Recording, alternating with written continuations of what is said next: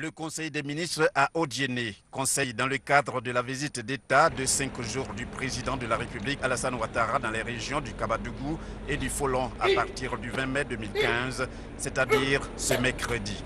Le Conseil, conformément à ses principes, a pris de nombreuses décisions.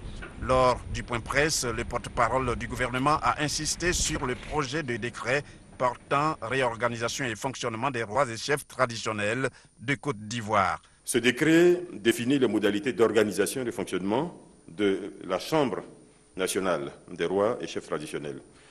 Ce décret précise, par exemple, que seuls sont reconnus comme étant membres de la Chambre nationale des rois et chefs traditionnels les autorités traditionnelles constituées par les rois, les chefs de canton, les chefs de province, les chefs de tribus, dont l'existence des institutions est continue et active depuis l'accession de notre pays à l'indépendance en 1960 jusqu'à l'avènement de la loi portant statut des rois et chefs traditionnels. Ce décret précise également les organes qui sont prévus. Ces organes sont premièrement l'Assemblée des rois et chefs traditionnels.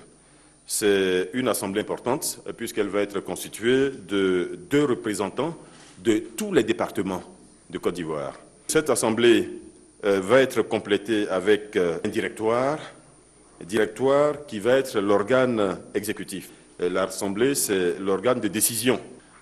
Et pour que tout cela marche au quotidien, il va être mis en place un secrétariat général dont la mission va être de regrouper les services techniques nécessaires au fonctionnement de la Chambre. Le préfet a dressé un état des lieux des infrastructures, des activités socio-économiques de la région, a évidemment évoqué les difficultés auxquelles la région est confrontée. Et le Conseil a noté avec un grand intérêt ces préoccupations. Le Conseil s'est engagé à y apporter des réponses concrètes. Et le chef de l'État, avant la fin de sa mission ici, dévoilera, je pense, tous les aspects des recommandations et décisions qui ont été prises au cours du Conseil des ministres.